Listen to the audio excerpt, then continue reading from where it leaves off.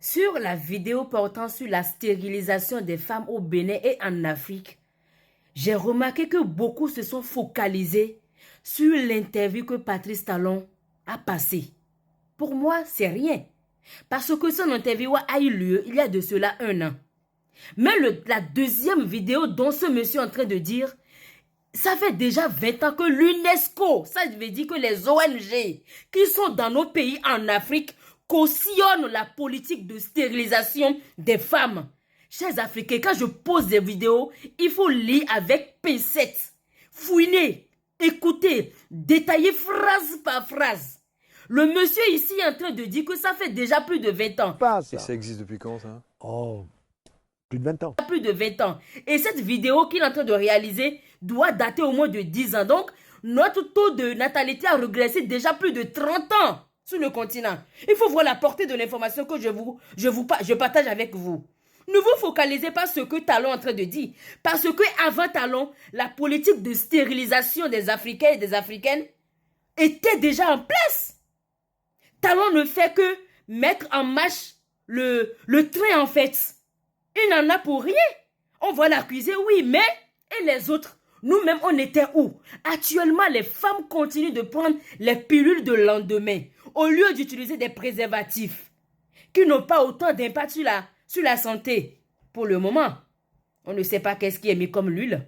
D'accord? Donc, il faut voir la profondeur de ce qu'on vous dit en fait. Ne vous focalisez pas sur l'interview de Patrice Talon avec le journaliste Darius. Allez voir ce que le monsieur là est en train de dire. C'est quand même grave. Les méthodes contraceptives, les méthodes de contraception, ces méthodes-là, il faut revoir. Parce que ce ne sont pas nos laboratoires qui ont produit ces produits-là.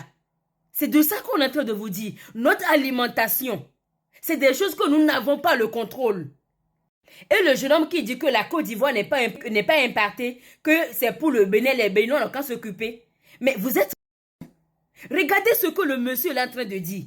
Que l'UNESCO est partout en Afrique. Il a dit que le projet est mené par l'UNESCO. Elle a un implant Bonjour l'UNESCO. hormonal qu'on lui a mis avec une toute petite piqûre d'anesthésie locale comme une piqûre d'abeille. On vous glisse un petit bâton hormonal pour 3 ans ou pour 5 ans et qui fait que ce petit bâton hormonal contient des hormones de la pilule et que tous les jours, il est libéré une petite quantité d'hormones qui passe dans le sang, qui est importante en quantité par rapport aux ovaires et qui met les ovaires au repos. C'est une pilule sous la forme d'un petit implant hormonal. Ça ne se sait pas, ça. Et ça existe depuis quand, ça? Oh, plus de 20 ans. Ah bon? Écoutez, j'étais au Bénin. Bénin, c'est un très joli pays africain. Et au Bénin, qu'est-ce que j'observe? J'observe qu'énormément de jeunes filles ont le bâton. Bon. Elles sont toutes réglées très tôt parce qu'il fait très chaud dans ces pays. Bon, formidable. Et ce qui se passe, c'est que il y a une véritable, si vous voulez, politique, qui est une politique de stérilisation qui ne porte pas son nom. C'est une politique de stérilisation parce que quand la jeune fille a le bâton, elle peut avoir toutes les relations qu'elle voudra, elle ne fera pas de bébé, hein, soyons clairs. Bon. Seulement, si à 17 ou 18 ans, elle se marie, elle va avoir un bébé. Seulement, ça fait 4 ans qu'elle a l'implant. L'implant, il est toujours là. Il faut l'enlever si elle veut avoir un bébé. Alors, on le met gratuitement, mais pour l'enlever, il faut payer. Ils n'ont pas les sous. Vous me suivez? Voyez la politique de l'UNESCO, voyez la politique internationale de stérilisation de l'Afrique. Moi, je vous fais le dessin, c'est clair comme de l'eau de roche. Chers Africains, chers dirigeants africains, chers présidents, chers ministres, chers députés, le taux de natalité en Afrique, l'explosion de la démographie en Afrique n'a aucun impact négatif sur l'évolution ou sur notre développement. Le plus important, c'est déjà un point positif. C'est un pouvoir, c'est un potentiel à développer, à mettre en place. Non seulement en initiant les programmes d'accompagnement, la prévention. Après la prévention, on a aussi les projets de l'insertion professionnelle pour les jeunes. La main-d'œuvre ne sert à rien. La main-d'œuvre en Afrique est au repos.